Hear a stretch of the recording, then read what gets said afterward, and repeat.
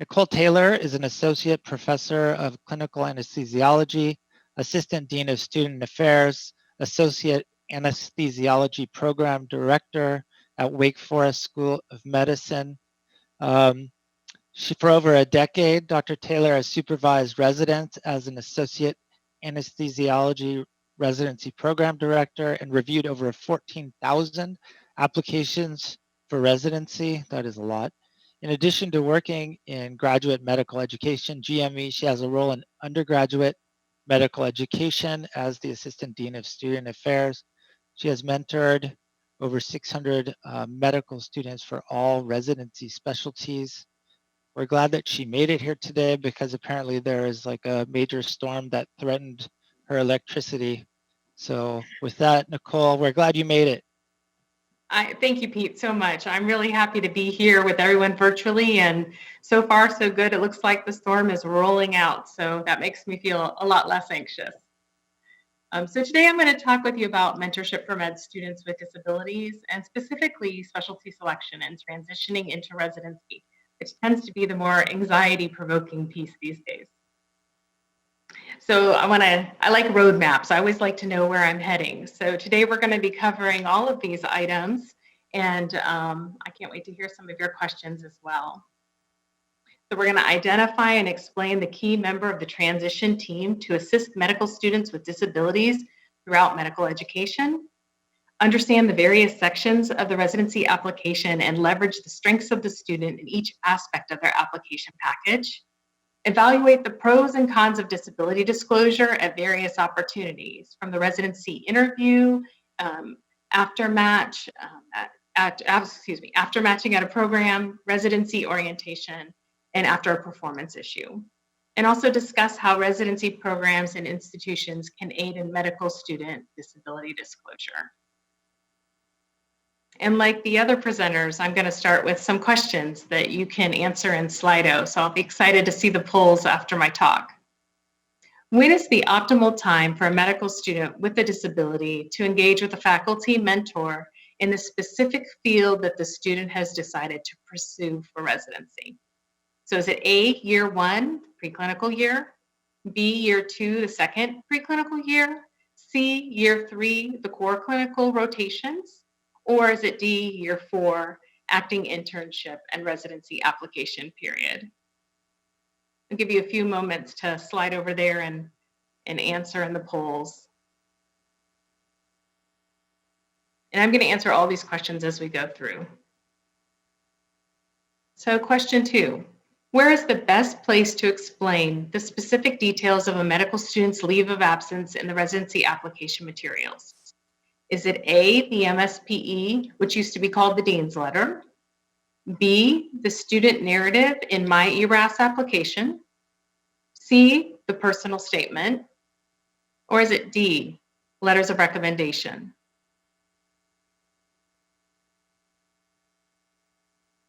All right, and question number 3. After matching at an institution, who is the most appropriate first person to disclose a disability to for your future employer? Is it A, the DIO, who's the designated institutional official, so he's in charge of all of the residency programs? Is it B, the program director, C, the department chair, or D, human resources? So before we dive into the answers to those questions, I did want to share this with you. I have 2 strong passions. One is hiking, and the other is advising and mentoring the next generation of physicians. I consider it an honor and a privilege to accompany students on their journey through medical school and residency education. One thing I speak about a lot at our medical school orientation, every year for the last 8 years, we call this period launch, is a pilgrimage I completed a year ago.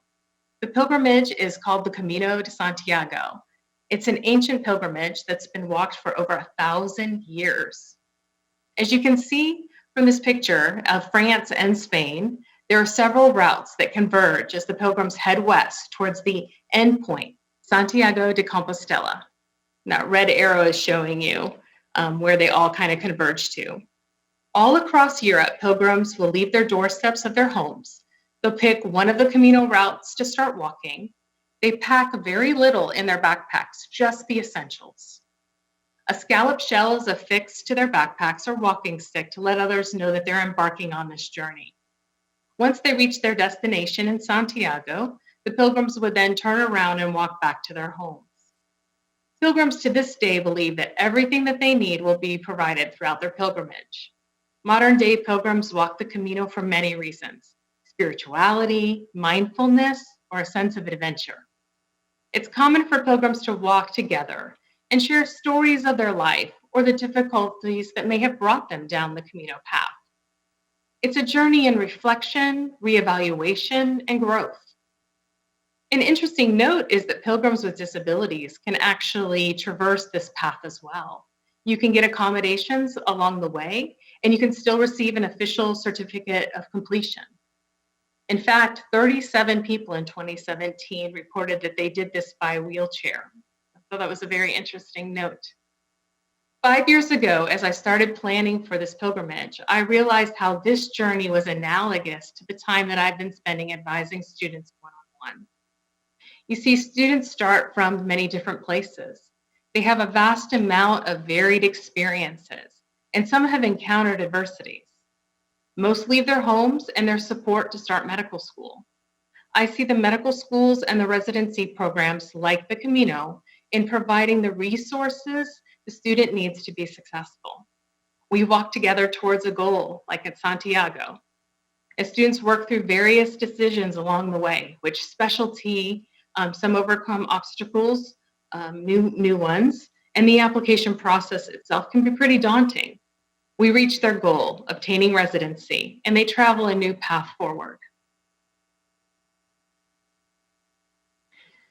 There are countless transitions all students experience as they proceed through medical school and later into residency. Medical students with disabilities will have other unique considerations on top of the usual transition pieces. Having guidance can help make these transitions smoother. After an offer of acceptance and matriculation into medical school, most medical schools reach out to students and ask if there are any accommodation needs. Responses that indicate a need of accommodation are routed to a disability service office to start the conversation with the student on which resources are needed, and assistance with obtaining these resources and pre-planning for their individual needs at various points in their medical education. There are other opportunities to connect students with resources.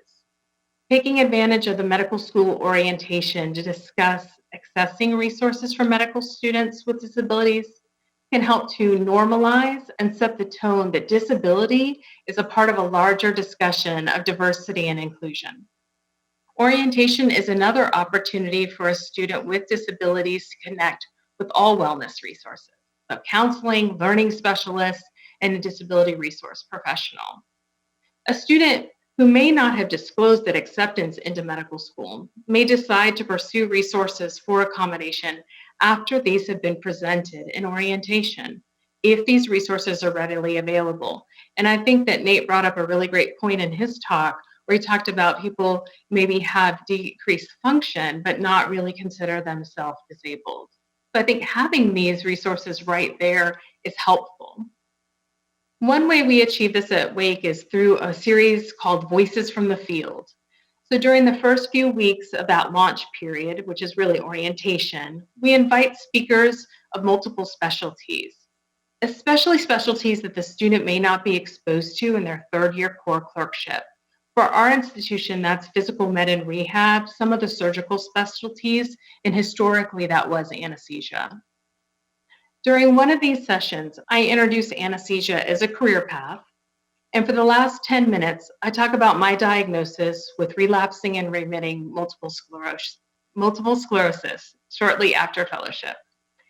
It's another opportunity to discuss the resources available, normalize disability among healthcare professionals, and identify a faculty resource for medical students to meet with confidentially, and discuss disability as a healthcare professional. Orientation is another place to provide contact information for faculty that advise students on residency specialty selection. and also building their residency application. I am a big proponent of early career planning for all students, but especially those with disabilities and first-generation physicians. So I think it's helpful to have those key players in your institution in front of the students during orientation as resources. Many schools have residency fairs where they showcase volunteer opportunities and specialties can engage with students. It is helpful to have representatives from disability services, learning specialists, wellness, and career advisors as well present there.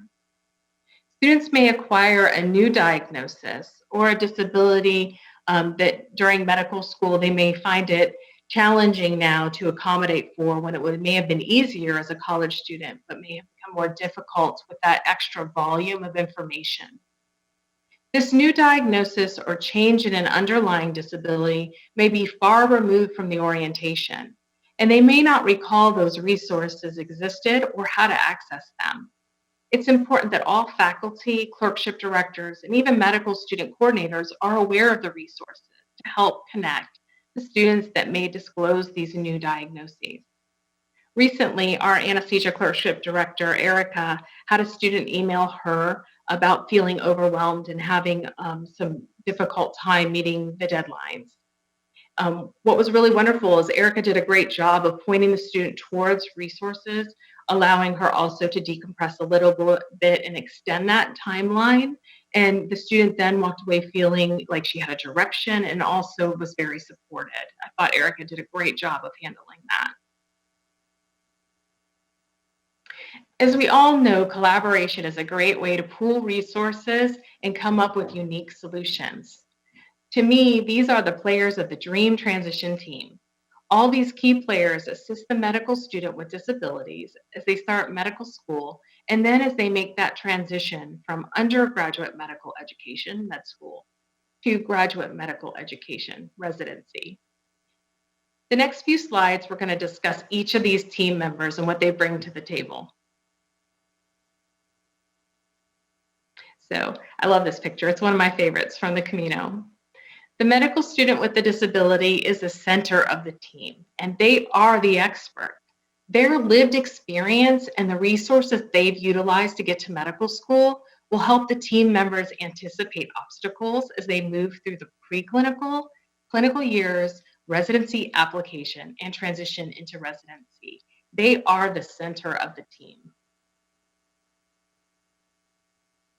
The disability resource professional is the key resource. Hopefully, this initial connection is at matriculation to medical school. They are the experts in obtaining accommodations for high-stakes exams, anticipating the barriers within the various subspecialty rotations, connecting with individuals in the institution and obtaining the necessary resources, equipment, and understanding the laws that govern inclusion within the setting of medical education and employment. The DRP is essential in assisting the student throughout medical school as they transition to the role of resident in training, where they're both an employee and a trainee. The meetings between the medical student and the DRP are confidential consultations, and any information regarding diagnosis are not shared with faculty. I collaborate with our DRP, Suzanne Hawks, and she'll refer a student to me that she's been working with for career advising questions. She may also ask questions regarding ideas for accommodation and access without disclosing the identity of the student. Guides. Who doesn't like a helpful guide? In hiking and in medical school, I think they're essential. A good guide can save you time, avoid missteps by utilizing the guide's previous experience. So let's meet some guides that can assist the students with disabilities in residency specialty selection and crafting a residency application for a specific specialty. Career advisors. Early meetings with career advisors can make the entire residency application process less anxiety-provoking. Many students feel they need to meet with an advisor once they decide on a given medical specialty, but I encourage early meetings in the preclinical years, especially for the students with disabilities. In my one-on-one meetings with the students, I ask about their previous education, leadership experiences, research, volunteering, and teaching experience. We also discuss any work experience and anything that they may have done on gap years.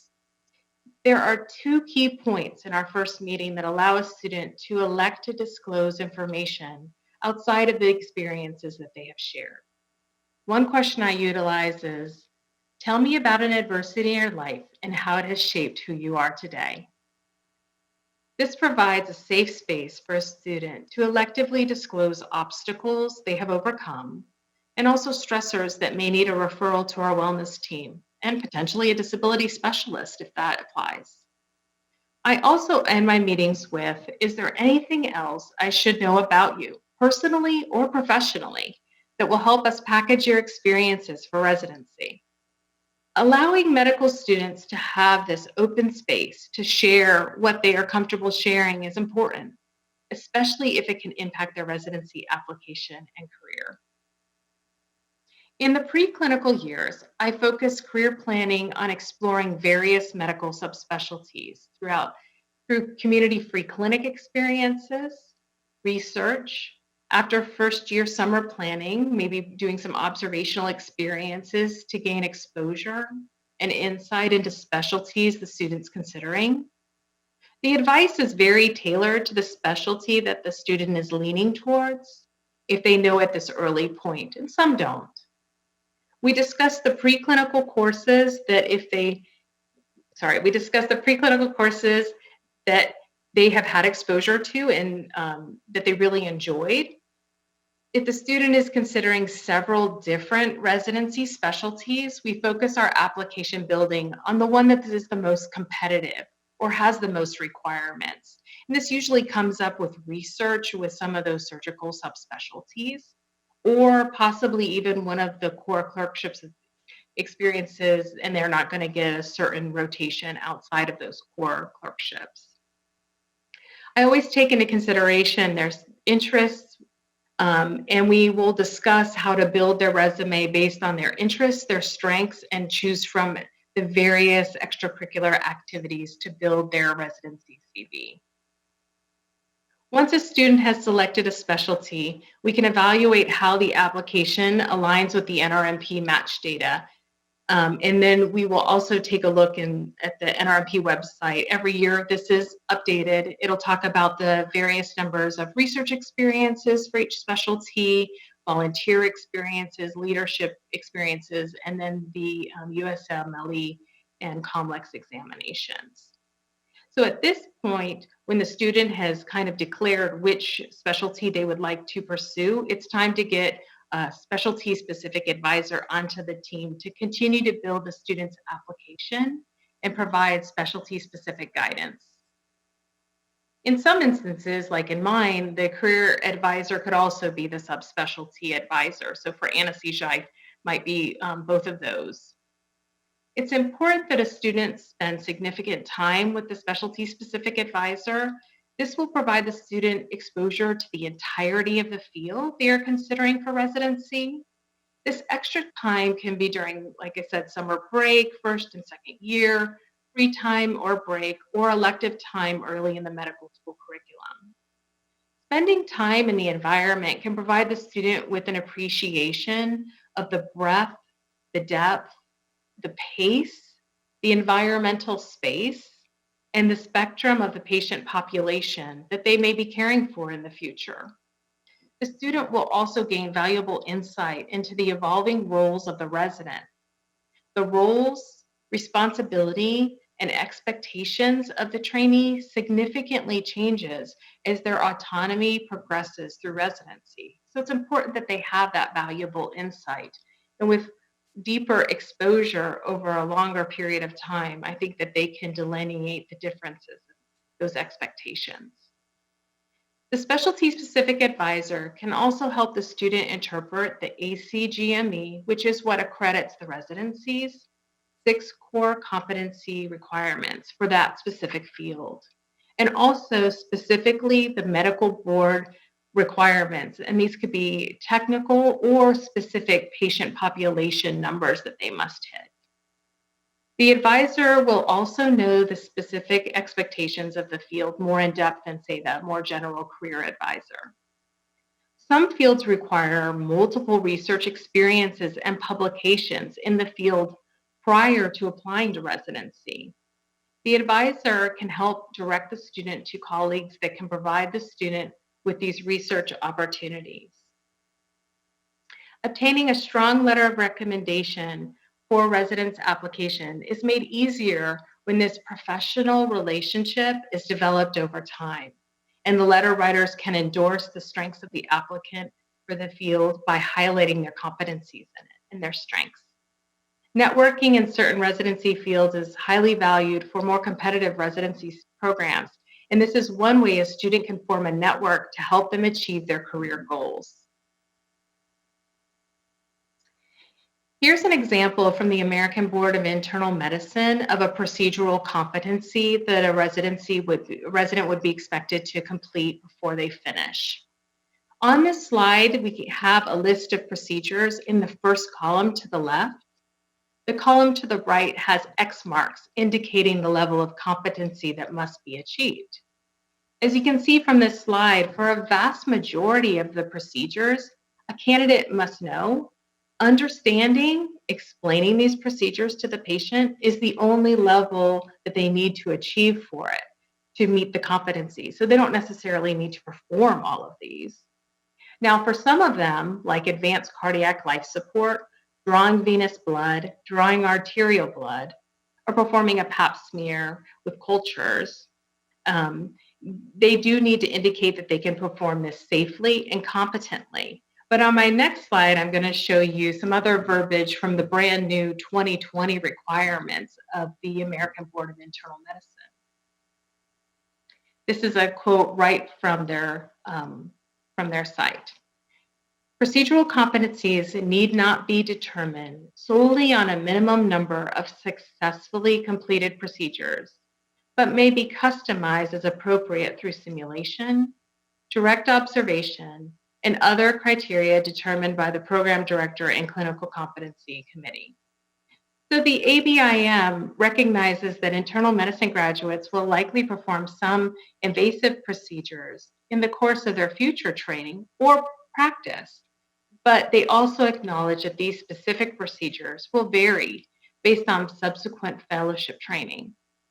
The roles and skills may vary on their future roles. So as a hospitalist or someone seeking additional fellowship training, there isn't just one size fits all. Some internal medicine fellowships have no procedures that are required during fellowship. One example that I saw was an adolescent medicine fellowship. It's important that students are aware that competent performance does not always mean performing a certain number of procedures on a patient. And there is a process in place to allow them to meet the standards of the board certification, as demonstrated here with the ABIM examples through other ways, like direct through simulation. Disclosure. By far, the greatest anxiety students express is this disclosure piece. When, how, and to whom. Like this picture along the Camino, as the trail momentarily diverged, weighing the pros and cons of disclosure at various points is helpful. And it's nice to have a team to be able to weigh that with. I heard a lot of people saying those mentors in your life, vetting it with other people and getting their opinion. It's nice to have a team to bounce this off of. Ultimately, it is the student's decision of when to disclose. The members of this transition team can be a helpful resource for the student making the decision on timing of disclosure and which path to take. So disclosure is notifying your current or future employer, in this case, the institution and residency program, that you're a person with a disability. The specific details of the diagnosis and functional impairment need only to be provided to human resources and so hopefully somebody in their office who's an ADA expert. There are benefits to disclosing. Disclosing provides protection under the ADA and can help explain gaps in your education.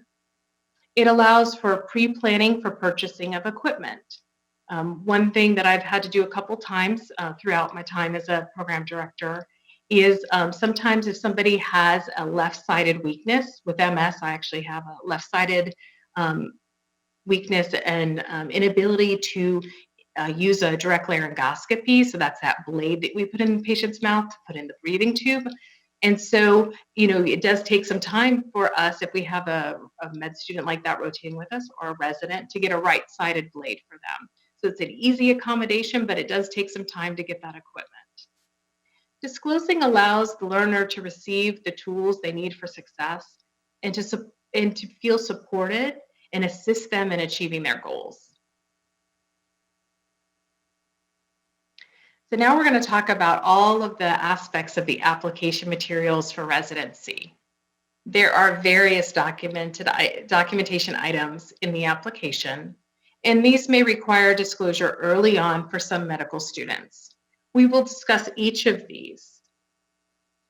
The ERAS application itself through My ERAS, the MSPE, which remember was that Dean's, it used to be called the Dean's letter. It's a summary of their performance. A transcript. This may show remediation and gaps in medical education that may need to be explained. Standardized examinations. So for our MD allopathic students, that's going to be the USMLE. And for our DO students, the MBOME, that will be level 1 and level 2. Now, it's important to note that they do not report if accommodations were granted for students in their score reports. I get asked that a couple times from some of my students who have some accommodations. We'll also discuss the personal statement and letters of recommendation. The CV is used for applying to usually away rotations. Also, it's helpful for the letter writers to review and also can be used to help you complete the My ERAS application. We will focus our discussion on the information of each of these above in our next slides. So here's an example of an MSPE, the Dean's letter. It's a summary letter of the medical student's performance throughout medical school. So it's going to contain things like those 3 noteworthy characteristics: a preclinical performance, summative comments from core clerkships, summative comments of the AI and 4th-year electives, as well as nomograms and histograms of performance, comparing them to their medical school classmates. There is a specific section that I wanted to highlight here. You can see that red arrow. It's academic history. There's a question that asks from the dean, please explain any extensions, leaves, gaps, or breaks in the student's educational program below. A box is then present for the school to explain this gap. The school will use general terms such as medical leave of absence, which maintains compliance with FERPA by not disclosing specific personal or medical information. In the My ERAS application, there is a question where the student gets an opportunity to explain any leave of absence or gaps. And the question is written as, was your medical education, training extended or interrupted? If yes, there's a text box that the student may explain. It's 510 character limit. And there truly is an art of disclosing and explaining gaps in medical education. Remember, in the MSPE, the school will only answer these in very general terms. So it's important that a student devotes time in crafting a thoughtful response. I recommend discussing with members of your transition team and to get their feedback on your answer before you submit.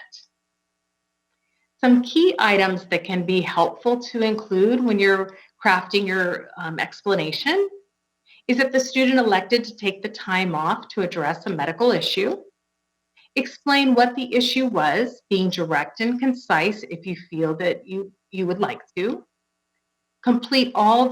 It's important that they also know that you've completed all the clinical requirements when you returned, and you can add information on performance as well. I'll give you an example below in just a moment. What the applicant did to prevent it from reoccurring in residency. What did the applicant do during the time off, if that was applicable? So if you also were able to get an advanced degree, or if you did some research, I think any of that would be helpful. How has this influenced your residency decision or understanding of medicine? So I have a completely made up disclosure here that I'm going to share with you, just to give you a good example. After being diagnosed with an arrhythmia in medical school, I elected to take time off from my third year clerkship.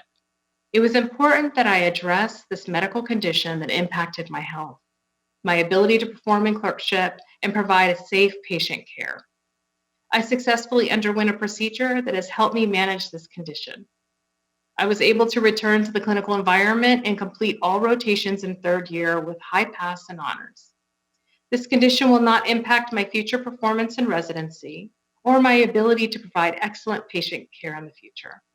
This experience has further influenced my decision to be an internal medicine doctor and has resulted in even more empathy and compassion for my patient experience. So this is just one example, and there's going to be a variety of responses to this in what a student is comfortable disclosing. There's also an interesting question that I point out to all the students when we hold a little ERAS workshop, because I've had several students actually mistakenly complete this incorrectly. There's a narrative box that asks, are you able to carry out the responsibilities of a resident or a fellow in the specific training program to which you're applying, including the functional requirements, cognitive requirements, interpersonal communication requirements with or without reasonable accommodations?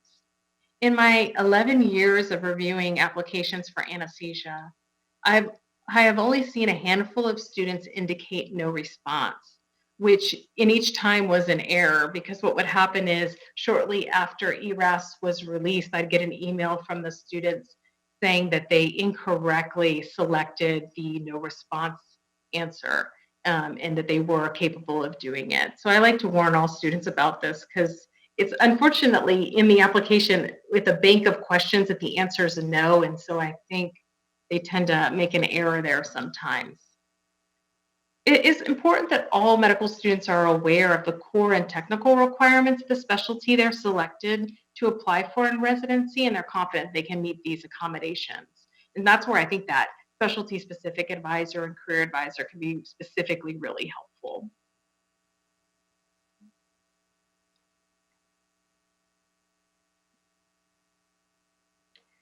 So to disclose or not to disclose, that always seems to be the questions that the students come to me with.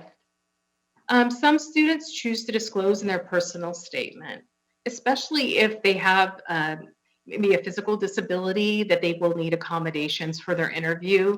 I find that a lot of students like to start their personal statement off like that, but not all. I mean, it's a very personal decision, and I leave it up to the individual as to what they're the most comfortable doing. If a student does disclose, I advise them to not let the disability narrative consume the entire personal statement. I think it's really important that there's other items that they're going to want to give the recruitment committee, so that that committee has a holistic picture of the student as a physician. And so sometimes I feel, even in my own life, the thing you kind of are fearful or is more difficult for you to explain, you may over explain, and you may leave out all those other wonderful characteristics and traits that are compatible for you being a physician in that field. So the personal statement is a one-page narrative. It's also the one place where the recruitment committees can get unique insight into the following about you: motivations for selecting a specialty, characteristics that the medical student possesses and how these relate to the specific field, demonstrate insight into the requirements for a specific field, what an applicant brings to the field, so research, leadership, education, where's your passion lie, what an application is looking for in a program, and long-term goals. You want to pursue fellowship, academics, private practice, or serving the underserved. I have really enjoyed reading how students package themselves, their strengths and their goals, and their really unique answers and narratives. Letters of recommendation. We're going to revisit the role of that specialty-specific advisor again when we discuss letters. Earlier, I encouraged a long-term professional relationship, and I have found that letter writers with a long working history with an applicant tend to write more robust letters of recommendation as they're more well acquainted with the student's strengths. I encourage the student to work closely and demonstrate the requirements of the specialty with that faculty member. So in the letter, the specialty advisor can discuss the student's strengths and ability to perform all the skills that are required of that profession. The specialty advisor will have in-depth knowledge of programs around the country in that specialty. There is a myth of similarity, I find, among some of the students that all residencies are the same. That in the end, you become a board certified physician in that residency. But the residency programs are very different in how they train, how they educate, and their individual strengths and focuses. A specialty specific advisor can give guidance on how these programs would match the career goals of the student in those interests like education, research, and teaching career opportunities. Other common advice, keeping in mind there are less common exceptions, but most specialties like to see letter writers in other fields as well. Many residencies require a 1 year of internship, that prelim year. So in diagnostic radiology, anesthesia, and dermatology are a few of those exceptions. During this intern year, the students have many different rotations outside of their core program, and they spend time in maybe internal medicine, surgery, and other various specialties. So I think sometimes it's helpful to have a letter from one of these specialties as well in your application. I do encourage and the students to suggest content at times with their letter writers that they can include. I think in that meeting, when you meet with your letter writer and you give them your CV and you give them your personal statement, I think it's okay for a student to say, could you please talk about this particular skill set in the letter and highlight that. The letter writer can consider including this if they wish, but they won't know unless you ask. Interviews. Interviews are going to be so different this year. I think that on both sides, as far as the programs are very nervous about the whole interview video platform, and I think the applicants are too. I suspect that this may change interviews for the future in residency and save the residents a lot of time and money too, or future residents, I should say. But a lot of my advice really stays the same this year. Students should research residencies and institution websites for inclusive language surrounding disability. Also look for online policies and procedures. And I'll give you some, there's a wonderful article that's going to be coming out soon that I know Lisa kind of mentioned that talks a little bit more about that. A student can in confidence call human resources and ask to speak to an ADA designee or somebody who's an expert in that to ask about their accommodation process. This may influence your decision on where to rank a program. And one of the things that I really tell my students is ask questions of the program leadership, of the residents, that are going to change where you rank those programs. So I think that if this is something that you need, I think that you should ask human resources regarding it for sure. In the interview itself, a student may weigh disclosure versus non-disclosure. The student's likelihood of disclosing, I think, will be influenced by that welcoming environment and other suggestions that I have coming up. Some ways that the programs can show that they're a welcoming and inclusive environment. A student that has disclosed a gap in education in their application or addressed the disability in the personal statement, they be asked more about these in the interview. I think I know a lot of the interviewers when I was chairing the committee for 10 years, they're really cautious. They don't want to ask anything that is an NRMP match violation, and they don't want to ask anything illegal. So I think that if this is something that is important to you from a student standpoint and they need to know this information, they're probably going to have to ask. And they can't they can't wait to be asked themselves, because I think that people are not going to be very comfortable with that. But depending on the supportive environment and some of the questions that like I ask and about adversity of the students, they may disclose. One advantage of disclosing is the ability to discern that the student would be supported and have a positive learning environment. I do want to stress that a student does not have to disclose and should not feel they have to. It is a very individual choice with lots of factors influencing their decision. And many of my students that I have mentored, a vast majority, choose not to disclose during the interview process. Mock interviews can be very beneficial. We have 5 career advisors that a student can choose from. And so I encourage the student who has spent a significant time with me to select a different interviewer to simulate more of what it would feel like to not be as comfortable with an interviewer. I encourage them to prepare talking points, but not canned answers. So things that they want to cover. So if they decide to disclose, I make sure again that they balance the interview to cover the other important points of why they will be an outstanding resident in their chosen field.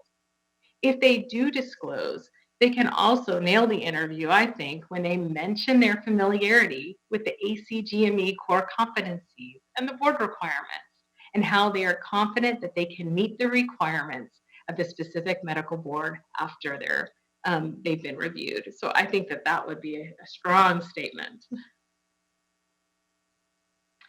So residency program messaging. I definitely think that this is an area that the programs really need to start working on. So I think that residency programs can have lots of welcoming and inviting messaging. Some areas, if you're a program and you want to beef up this area, is the websites, having welcoming and inclusive language about diversity specific to disability. Public-facing policies and procedures with an ADA expert contact information, their specific contact information in HR. At that institution, the applicant is considering applying to or has matched at.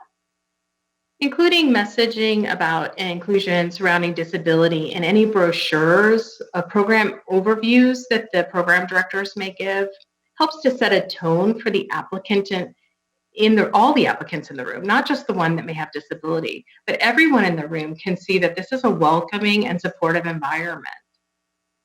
So one of the nice things about COVID is a lot of programs, residency programs, and institutions are revamping their residency materials at this time as they prepare for this new virtual interview season. And they're coming up with new forms of communication. So I really think that now is a great time to enhance or add welcoming and inclusive language on the websites, social media, recruitment materials, and any program overview videos. So post-match, a majority of the students I advise decide to disclose shortly after match and elect to email and speak in person with the program director. Holly did touch on this too. This can become problematic as the program director is also their supervisor in evaluating their performance. Other students with disabilities contact both the program director and the ADA expert. I had 3 this year that I was helping with this as well, and that's what both of them decided to do. What was interesting is they said that the program director was so welcoming and understanding, and they had a great rapport with them, and so that was, why they chose to do that. I think that in my case with my students, it's really worked out, but I really want to present a recent recommended process of disclosure from the October 2019 edition of JGME on the next slide. I do stress with all students that a less optimal time to disclose is once there's been a concern regarding the resident's performance and when a performance improvement plan is being initiated. It really just makes it very difficult at that point. So I think being proactive is very important. And that's for people who go into a residency program with a disability or those that may acquire one along the way. So here is that process that was published in October. It's really clear, and I think that this is really helpful. After its publication, I actually went to our human resources and provided them with this and have asked to speak at our GME committee to talk more, so to educate all the PDs at Wake as well. So here, the trainee is going to contact human resources directly, the ADA expert, for a confidential consult. Next, if the trainee decides to move forward, that ADA expert is going to reach out to the program director. So the trainee is going to provide documentation to the ADA designee only, and it's confidentially stored. It's not shared with the program director. The program director communicates the essential functions of the residency program and potential reasonable accommodations or modifications, and they work in collaboration with that ADA designee and human resources. What's nice about that collaboration too is they can seek outside consultation about potential creative approaches, new ways of doing things. The ADA designee from Human Resources returns to the resident with potential accommodation plans to see how these are working. So where they're going to implement these together in a manner that also respects the resident's privacy. And if the accommodation down the road doesn't fully remove the barrier, the trainee needs to then re-engage with the ADA designee and human resources and start the process over. And I think this is just a wonderful, clear way of communicating a process that maintains the resident's confidentiality, but also allows the human resources to provide any of the accommodations that they need.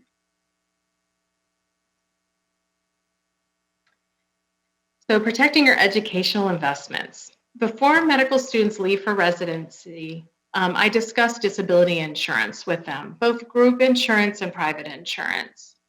In residency, it's interesting, but the standard long-term group disability coverage is around 60% of a resident's salary. As you know, that's not a lot of coverage.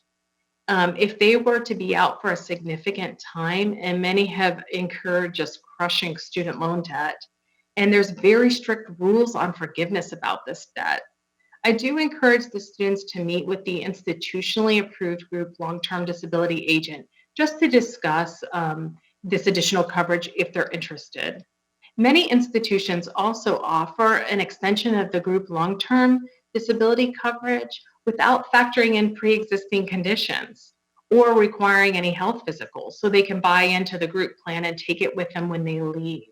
And that's really important, because if somebody with a disability then goes on the private market sometimes and asks for it, they will not be able to purchase it after having a health screening and medical records check. So I think that this is something worth them looking into to protect their educational investment. And then another thing to keep in mind, and I think Nat did a great job also of discussing this, is that physicians with disability, particularly those that are progressive over time, MS is one of those. I definitely put that in that category. It is possible that you may, over time, not be able to meet all of the requirements of your jobs, but there are a lot of shifts you can do. There's a lot of non-clinical pathways. With my MS, I have had to do a shift like that where I've left clinical practice, but I am working in administration. So if you want to listen to the Doctors with Disabilities podcast, there are several examples of what this shift could look like for you and different people changing at different points in their career. So on June 13th of 2019, I took my final step into the Square of Santiago. I took 1 million steps. I walked 500 miles over 41 days. A bit slower than the average pilgrim along the Camino. I started the Camino journey taking the first step for myself, and each step I took after mine represented a person, the nearly 1 million people living with MS in the US. In closing, with the help of the transition team and a supportive medical school and residency environment, it allows students with disabilities the ability to reach their goals and achieve success that has been much more difficult for generations of physicians before them. For all of us, overwhelming journeys are accomplished one step at a time. Guides can provide clear roadmaps and guidance. so that students have a straighter trajectory and minimize missteps. No student should ever walk alone. I really appreciate your time and attention and being a part of this day and you all spending your Saturday with all of us. Now we can open up the floor for questions and discussions. Hi, Nichole. Hi, everyone. Wow, that was amazing. Such wonderful practical advice. I love you just went through the nuts and bolts of everything. I have so many questions for you, but unfortunately don't have much time. But I want to actually, before the break, I want to show a slide that relates to what you're talking about. It's something that I show when I'm talking about these issues that you just talked about. And then I have to explain to people how the breakout sessions are going to work. I guess I will ask one question before we do that, which is there any effort being made nationally to standardize all of these processes? It seems like the resources available to people, the disability service providers, the infrastructure is so variable. It would be wonderful if there was like a national standard that everybody had to meet. Yep, and I think that all the people on today's, live stream and us, I think we're going to have to make that roadmap. I think a lot of the books and the resources that Lisa mentioned earlier, I think they're starting that process. I think it's a little clear in undergraduate medical education, but we have a lot of work to do in graduate medical education. Yes, we do. Yeah, we do. So this is Dr. Sarah Steinlieb. Um, this is a great quote. If you don't ask, you're not hurting anybody else. You're just lessening the potential that you have to become better. Yeah. And she says, she's afraid to speak out and ask for things. People walk up the stairs fast. But she wasn't able to keep up. She wanted to tell them to slow down, but felt bad about it. But she would be so fatigued on rounds that she couldn't even think straight to present to her attending. She was out of breath. And finally, once she had the courage to ask and the team slowed down for her, I think performance and abilities went up substantially. So she says, um, everything suffered when I wouldn't stand up for myself. So when I started to realize that I just need to do what's best for me, and if that makes me stand out, so be it. But if you know you've gotten to that point, you deserve to be there and you deserve every opportunity to be successful. If that means accommodations, then that's fine. And, all of you on this in this meeting, joining us today. If you want to be in medicine, you deserve to be in medicine. You have every right to be there, and I would encourage you not to give up.